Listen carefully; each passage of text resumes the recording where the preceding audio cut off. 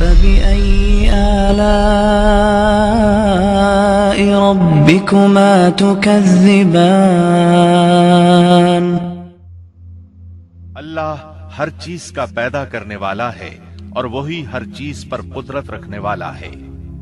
اللہ تعالیٰ وہ ہے جس نے آسمانوں، زمین اور ان کے درمیان کی سب چیزوں کو 6 دن میں پیدا کر دیا، پھر عرش پر جلوہ فرما ہوا۔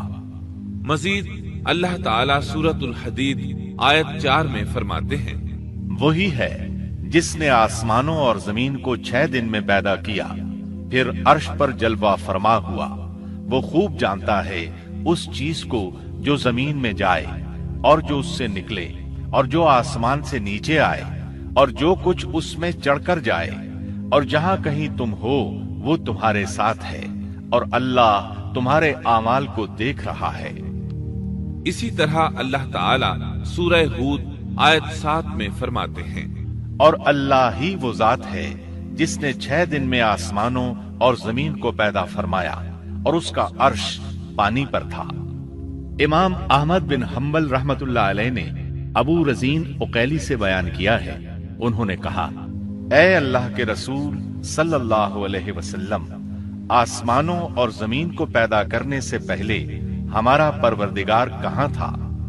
آپ نے فرمایا عما میں تھا، یعنی اللہ کے سوا کچھ بھی نہ تھا، نہ اس کے اوپر ہوا تھی اور نہ اس کے نیچے ہوا تھی، مطلب یہ کہ کچھ نہ تھا، پھر اس نے پانی پر اپنا عرش پیدا کیا۔ گویا یہ تھی مخلوق کی ابتدا۔ امام احمد، امام ترمذی، امام ابو داود اور بہت سے دوسرے محدثین رحمہم اللہ نے سیدنا عبادہ بن صامت رضی اللہ عنہ کی روایت بیان کی ہے۔ وہ کہتے ہیں، میں نے رسول اکرم صلی اللہ علیہ وسلم کو فرماتے ہوئے سنا، آپ فرما رہے تھے، بلا شبہ اللہ نے سب سے پہلے قلم کو پیدا کیا، پھر اللہ نے اس کو حکم دیا لکھ، چنانچہ وہ اسی وقت چل پڑا اور قیامت کے دن تک ہونے والی ہر چیز لکھ دی۔ یہ اللہ تعالیٰ کا علم تھا جس کو قلم نے اس کے حکم کے مطابق لوح محفوظ پر لکھا۔ امام مسلم رحمت اللہ علیہ نے سیدنا عبداللہ بن عمرو بن عاص رضی اللہ عنہما کی روایت بیان کی ہے، اس میں سب سے پہلی چیز کے بارے میں وضاحت کی ہے، اور جمہور فقہا کی رائے بھی یہی ہے۔ عبداللہ بن عمرو رضی اللہ عنہما بیان کرتے ہیں، میں نے سنا آپ فرما رہے تھے، اللہ تعالیٰ نے آسمان و زمین کی پیدائش سے 50,000 سال پہلے تمام مخلوقات کی تقدیریں لکھ دیں، اور اس وقت اس کا عرش پانی پر تھا۔ اس حدیث مبارک سے واضح ہو گیا کہ سب سے پہلے پانی اور پھر پانی پر عرش پیدا کیا گیا، پھر قلم کی پیدائش ہوئی، اس نے تقدیر تحریر کی، پھر آسمان اور زمین کی تخلیق ہوئی، اور جس حدیث میں آیا ہے کہ ابتدا میں قلم کو پیدا کیا گیا، اس کا مطلب یہ ہے کہ اس جہان کی مخلوقات میں سب سے پہلے اس کا نمبر ہے، نہ کہ باقی تمام جہانوں کی مخلوقات میں پہلا نمبر ہے۔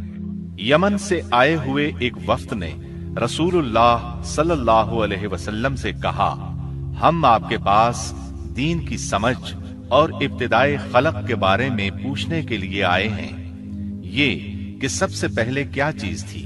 آپ نے فرمایا اللہ تھا، اس سے پہلے کوئی چیز نہ تھی، اس کا عرش پانی پر تھا، پھر اس نے لوح محفوظ پر ہر چیز لکھ دی اور آسمان اور زمین کو پیدا کیا، یعنی ابتدا میں پانی پر عرش کی تخلیق ہوئی، پھر قلم کی پیدائش ہوئی، اس نے سب کچھ لکھ دیا۔ علماء کرام کا بیان ہے، قلم کے فوراً بعد لوح محفوظ کو پیدا کیا گیا، چنانچہ قلم نے لوح محفوظ میں ہر چیز لکھ دی۔ اس کے بعد کائنات کی باقی مخلوقات اور آسمان و زمین کی پیدائش معرض وجود میں آتی گئی۔ اشیاء کی پیدائش والی ترتیب میں علماء کرام کے کئی اقوال ہیں، اور ہم نے آپ کے سامنے جمہور علماء اور فقہا کی پسندیدہ اور راجح ترتیب پیش کی ہے۔ آسمان اور زمین کی مخلوقات کی ترتیب کیا ہے، اس بارے میں امام مسلم رحمت اللہ علیہ نے سیدنا ابو ہریرہ رضی اللہ عنہ کی روایت پیش کی ہے۔ وہ کہتے ہیں، نبی اکرم صلی اللہ علیہ وسلم نے میرا ہاتھ پکڑا اور فرمایا، اللہ تعالیٰ نے ہفتے کے دن مٹی کو پیدا کیا، اتوار کے دن زمین میں پہاڑ، پیر کے دن درخت، منگل کے دن تکالیف، مصائب، جراثیم اور بیماریاں، بدھ کے دن نور کو، جمعرات کے دن زمین میں چوپایوں کو پھیلا دیا، اور تمام مخلوقات میں جمعے کے دن کی آخری گھڑیوں یعنی عصر سے رات کے درمیان میں آدم علیہ السلام کو پیدا کیا۔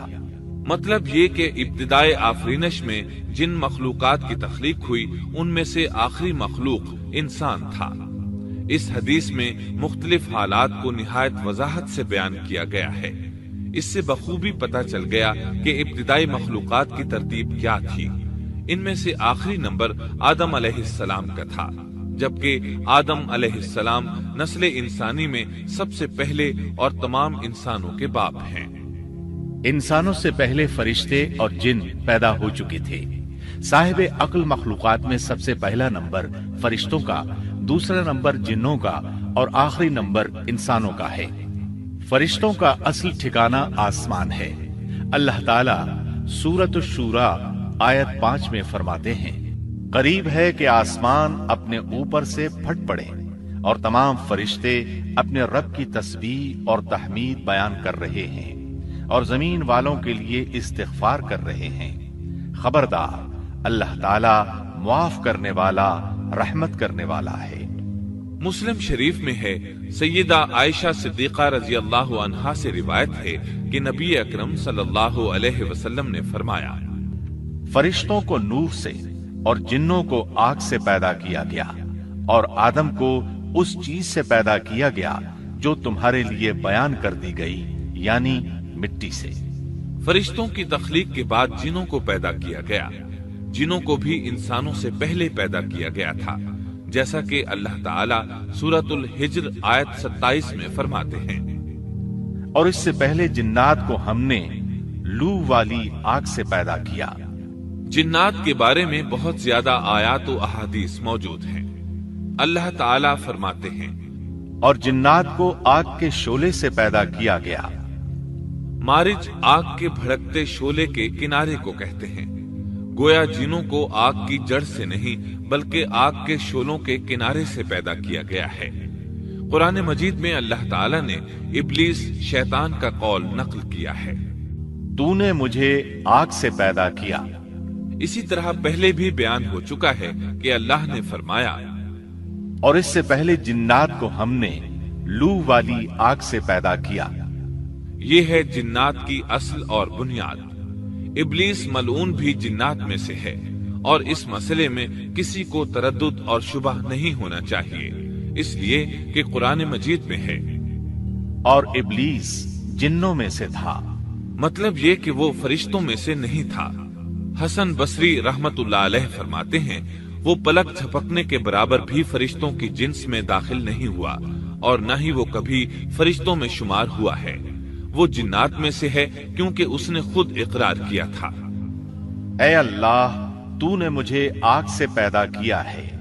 اگر یہ فرشتہ ہوتا تو اس وقت کہتا، اے اللہ، تو نے مجھے نور سے پیدا کیا ہے۔ اس لیے ابلیس کا جن ہونا روز روشن کی طرح عیاں ہے۔ سیدنا عبداللہ بن عمرو رضی اللہ عنہما اور سیدنا عبداللہ بن عباس رضی اللہ عنہما فرماتے ہیں، آدم علیہ السلام سے 2000 سال پہلے جنات پیدا کیے گئے۔ وہ ہماری اس زمین پر رہائش پذیر تھے۔ آہستہ آہستہ وہ فسق و فجور میں مبتلا ہو گئے۔ جب وہ فتنہ فساد میں حد سے بڑھ گئے، ناحق خون بہانے لگے، تو اللہ تعالیٰ نے ان کی طرف فرشتوں کا عظیم لشکر بھیجا۔ ان سے جنات کی زبردست مارکہ آرائی ہوئی۔ اس مارکہ آرائی میں فرشتوں نے جنات کو تہس نہس کر دیا، اور وہ سمندروں کی جزیروں میں پناہ لینے پر مجبور ہو گئے۔ زمین کے ہر بر اعظم سے انہیں جلا وطن کر دیا گیا، چنانچہ آج تک ان کا مسکن یہی جزیرے اور عظیم مراکز ہیں۔ یہ واقعہ آدم علیہ السلام کی تخلیق سے پہلے ہو چکا ہے۔ احادیث مبارکہ میں ہے کہ ابلیس ملعون کا ایک تخت ہے اور وہ تمام جنات کا سردار اور حکمران ہے۔ اس کا شاہی تخت پانی پر ہے، اگرچہ اس کی متعین جگہ ہمیں معلوم نہیں۔ یہاں تک ذکر تھا سیدنا آدم علیہ السلام کی پیدائش سے پہلے کا۔